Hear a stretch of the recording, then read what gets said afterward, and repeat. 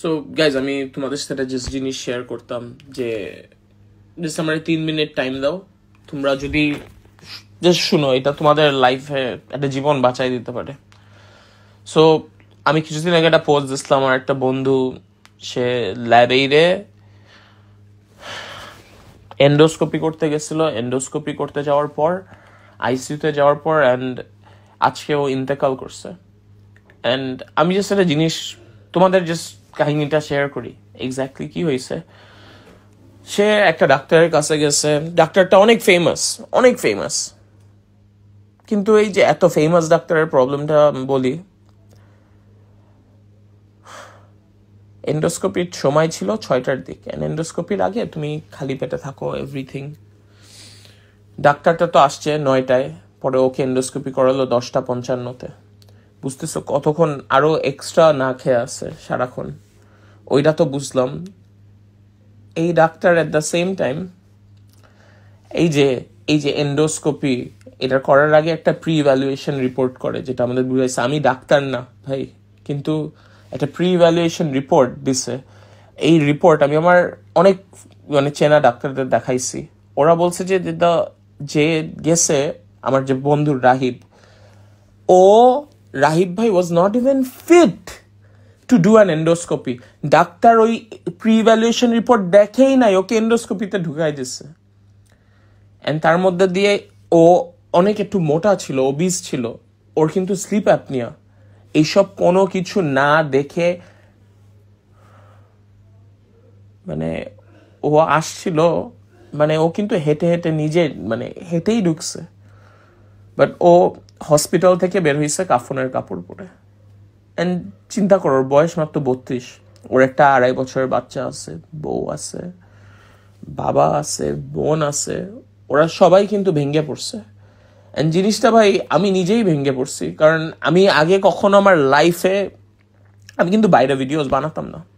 আমারে এই মানুষটা সারা জীবন ধাক্কাইছে, বলছে তুমি আমার সাথে নেপাল যাবা, টার্কি যাবা, জাপান যাবা।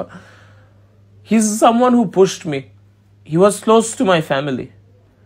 আমার মাই বলতো ওর ছেলের মতোই। অ্যান্ড জিনিসটা না, এটা একটা ভুলের জন্য, স্পেশালি আমি সবচেয়ে মেসড আপ ব্যাপারটা বলি, আইসিইউ ডাক্তার রাহিব ভাইয়ের বোনকে বলে দেখার পর যে মেবি দেয়ার ওয়াজ একটা মিস্টেক হয়ে গেছে।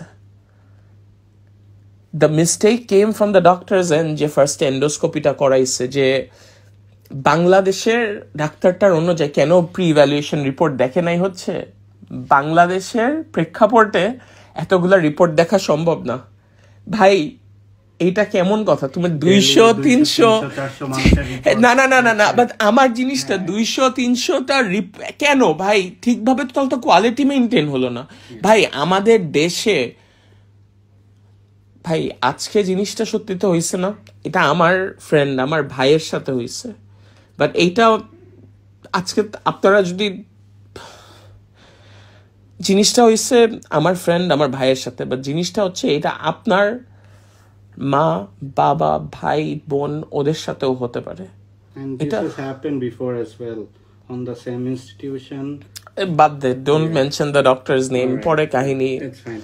এন্ড আমি জীবন আমার লাইফে দেখি না একটা ডাক্তার এমন বাউন্সার নিয়ে ঘুরে। আমি আচ্ছা ভাই এইসব বাট ভাই জিনিসটা আমি জাস্ট একটা জিনিসই বলবো ভাই, এই জেনারেশনে অনেক কিছুই হয়, বলবে বয়কট ল্যাব, এইটা সেটা। ভাই শেষমেশ এই বয়কট করে না লাভ হবে না, আমার বন্ধু তো চলেই গেছে। জিনিসটা ভাই আমি একটা জিনিস বলবো, যে তোমরা যে পেশেন্ট দেখতেছো, এটা করতেছো, এই যে স্পেশালি এত একটা রেপুটেড ডক্টর, ওরও তো পরিবার আছে, ওরও তো মানুষজন আছে, ওর মেয়ে এখন বাবা ছাড়া জন্ম হবে। তোমরা কি এটা কখনো চিন্তা করে ভাবতে পারতেছো? এত ছোট একটা বয়সে চলে গেল জাস্ট বিকজ একটা প্রি ভ্যালুয়েশন রিপোর্ট দেখতে পারে নাই ভাই।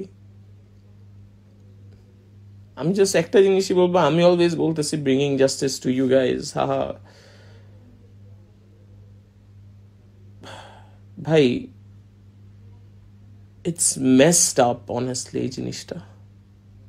ইটস জাস্ট মেসড আপ যে এত সহজে আমার নিজেরই এখনো বিশ্বাস হচ্ছে না। আমি আমার ফ্রেন্ডের বাসায় রুমে, বিকজ ও একটা gamer, like literally look at his gaming set up, everything.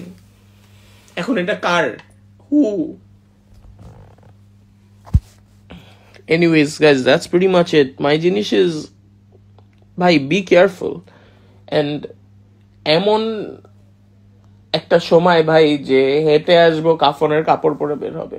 And একটা বাবার জন্য কত কষ্ট, এটা তো মাথায় রাখো। নিজের ছেলেরে কবর দেও, এটা যাতে তোমাদের কারো জীবনও, মানে আমি দোয়া করি এটা আপনাদের কারো কপালেই জানি এই ভাগ্যটা না থাকে, এটা নেওয়ার মতো না। আমি জীবনে আমার যদি বাচ্চা হয় আমি এটা নিতে পারতাম না।